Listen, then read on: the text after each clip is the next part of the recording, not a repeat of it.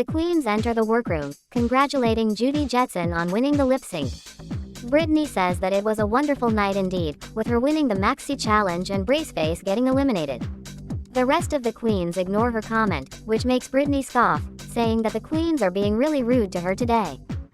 It's a new day in the workroom, and I am finally the one to be. It feels good to be on the top. Too bad that none of these other girls will experience that anymore. Daisy breaks the ice with Brittany, telling her that she's so glad that she won the Rusical, adding that Kim wanted her to be happy before she goes home this week.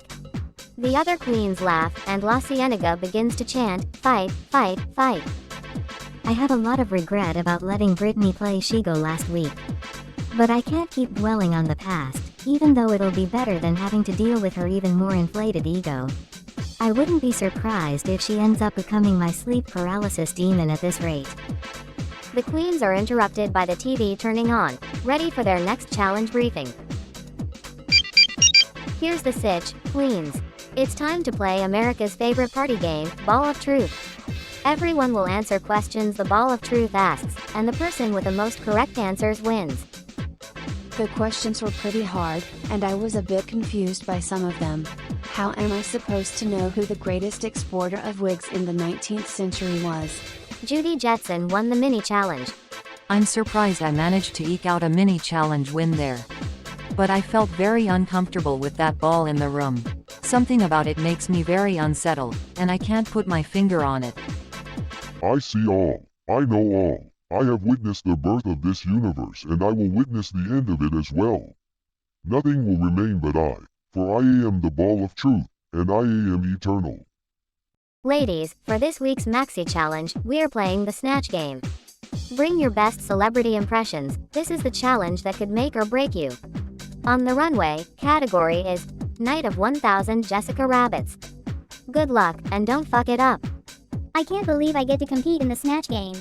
I really hope that I can finally break free from my safe streak and actually get some feedback on my runways and performances. Like, seriously, can a girl get some attention around here? As the queens prepare their celebrity impressions, Mrs. Potato Head gets a large, blonde, teased wig out. When questioned by Daisy on who she'll be doing, Mrs. Potato Head responds with, raspberries. Sensing that Daisy is still stumped, she tells her that she'll be doing Carol Channing. Daisy says that she's not too familiar with her, which causes Mrs. Potato Head to make a small comment about younger queens not learning about the legends of yesteryear. I hope I can actually score a win this week. I've been itching for a challenge win, and it feels like I'm always the bridesmaid, never the bride. But Mrs. Potato Head's a comedy queen, and if she does well this week, she could give all of us a run for our money. Given how she's been doing recently, though, I'm not betting on it. On the other end of the workroom, Ginger, Jade, and Polly Pocket are all chatting about the celebrities they're going to impersonate, with all of them giggling at the jokes they prepared. Brittany lets out a small laugh and says that this is an impersonation challenge, not a comedy challenge, and that her impression of Britney Spears is going to be perfect. The other three queens say nothing about it, telling her that it's a great idea, and that they wish her the best of luck. Britney's going to think that anything she does is made of gold, but I don't know what she's thinking about doing Britney Spears. Maybe it's some sort of narcissism thing going on, I wouldn't know, I'm not her psychiatrist. Meanwhile, Alex is talking with Judy Jetson about how she's going to stand out, and says that maybe she should ask La Cienega or Lorantis for help. Judy immediately tells Alex not to trust Lorantis, saying that she's only trying to do damage control so she won't get a bad edit.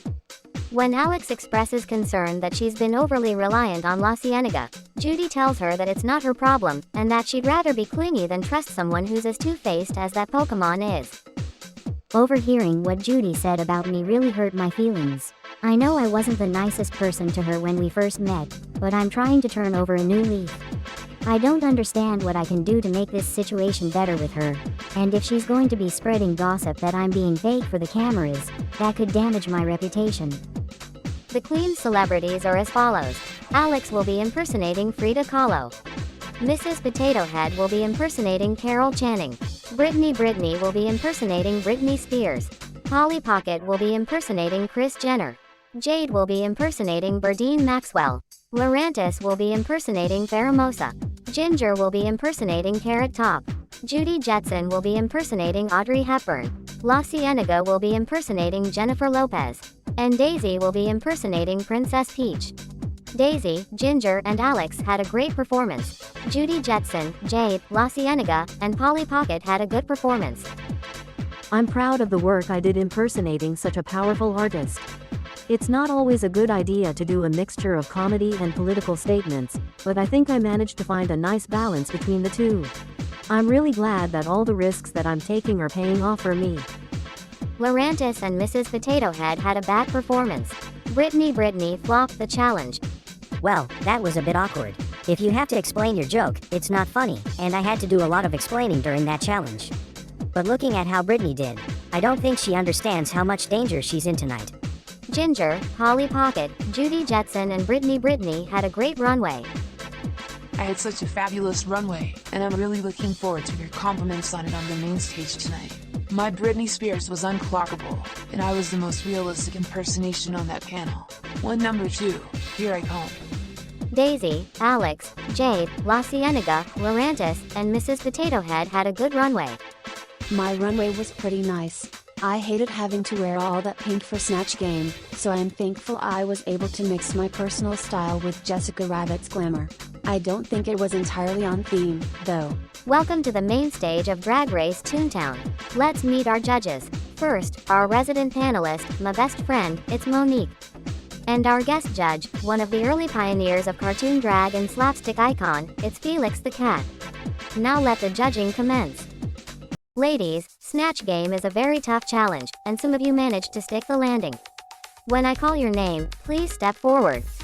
Jade, Polly Pocket, La Cienega Boulevardez, Judy Jetson. You queens are all safe. But as the competition goes forward, safe is going to be less desirable. Strive to do your best, and hopefully we'll see you in the top next week. I feel like that was directed towards me. I've been safe this entire competition, and I have to stand out, now.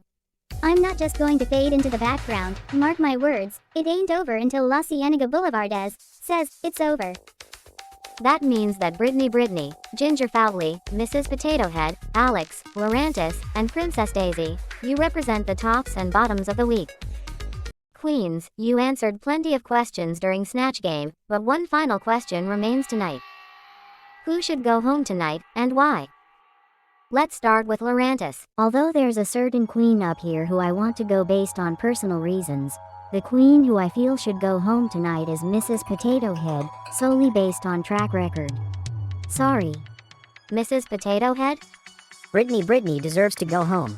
I don't care if they have a win under their belt, they have shown themselves to be wholly unprofessional, and their performance in this recent challenge proves it.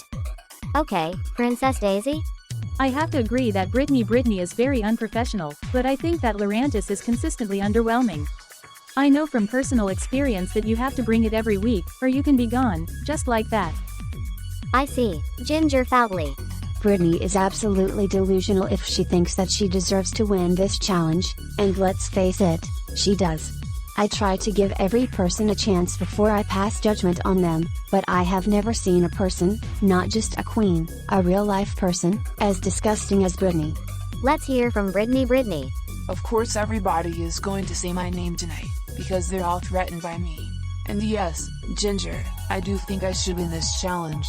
I have more charisma, uniqueness, nerve, and talent in my fingernails than all of the other queens up here, especially Mrs. Potato Head. She's been floppy, so she can get the fuck out. And finally, Alex. I think it's very telling that all of us have something to say about Brittany's professionalism and attitude.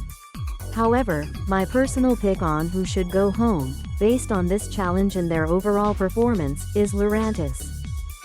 Ladies, thank you for your input. We appreciate your honesty and want you to know that your emotions are valid. With that being said, we've made some decisions. Princess Daisy, your impersonation was peachy keen, and on the runway, you were a true femme fatale. Congratulations, you're safe. I was really hoping for my first win again this week, but I'm going to look on the bright side. I have been delivering every single week that I've been here, and even though I may not have a win yet, I think that I'm still one of the frontrunners in this competition. Peach, I hope I did you justice. Ginger Fowley, we have to give you props for your carrot top impression. And on the runway, you were fabulous, and you sure were drawn that way. Congratulations, you are the winner of this week's challenge. I can't believe it. I won a challenge, and it was Snatch Game. I actually won. I knew doing Carrot Top would be a great idea, and I'm so thankful all that practice with prop comedy paid off. Alex, your Frida Kahlo was a work of art. Keep up the good work, you are safe. I'm proud of Ginger for getting her first win. She absolutely deserves it, and I'm not just saying that because she completely tore Britney apart a few minutes ago. Who knew she could get so angry? Britney, your Britney Spears impression didn't give us more, but on the runway, you did it again. However, we can't ignore the fact that every single one of your fellow queens said that you should go home. I'm sorry, my dear, but you were up for elimination. Mrs. Potato Head, we gave you a warning last week, and we did not prefer your Carol Channing impression. Lorantis, you had us stunned with your runway, but your Faramosa was less ultra and more beast. Lorantis, you're safe. Mrs. Potato Head, I'm sorry, my dear, but you were up for elimination. Thank you, Kim. This was not what I envisioned going into Drag Race Toontown. I've been one of the worst queens here, and this isn't going to do me any favors if I want to prove to the world why I'm a star. I have to start bringing my best, and I have to do it immediately. 2 queens stand before me. Ladies, prior to tonight, you were asked to prepare a lip-sync performance to Sugar Sugar by the Archies. The time has come for you to lip-sync for your life. All of my animosity with Britney has culminated in this moment on stage. I can't afford to lose to her, and I have to prove myself as a performer. I want her out of my hair and out of my life, officially. I could care less about the queens all saying my name to go home, and I definitely don't care if the judges didn't like my Britney Spears. But sending home Mrs. Potato Head is going to be the most satisfying thing I've done in this entire competition. Good luck, and don't fuck it up. Mrs. Potato Head had a bad lip sync. Britney flopped the lip sync. Ladies, I've made my decision. Mrs. Potato Head. That could have been better, but Shantae, you stay. Britney, the queens may have thought you were toxic, but we will always love you till the world ends. Now sashay away. I hate all of you. You'll never be me, and you'll never be as good as me. I'll see you at my shows. Flops.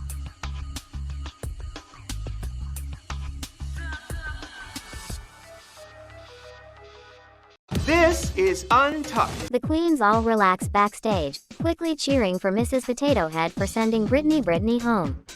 The girls begin chanting her name, and Mrs. Potato Head stops them, telling them that it was a Maggie Simpson situation all over again. She didn't win, it was just that Britney lost. La Cienega jokes and said that given her celebrity impression, she was surprised she wasn't very good at lip-syncing, leading all of the queens to laugh. The TV is wheeled into Untucked, and on the screen is Ginger's boyfriend from home, Darren Patterson. He tells Ginger that she was always destined for great things, and that he's so proud of her for following her creative passions. Ginger begins tearing up, and tells the girls that she's thankful she managed to win such a tough challenge, and the queens congratulate her on winning, raising a toast. For the first time this competition, all the queens forget about the crown and have fun for the rest of the night. Hey, squirrel friend. When one video ends, just open up another one. It's called binge viewing. Go ahead. I support you. Hello? Can somebody order me an Uber back to the nursing home? I don't want to miss bingo night.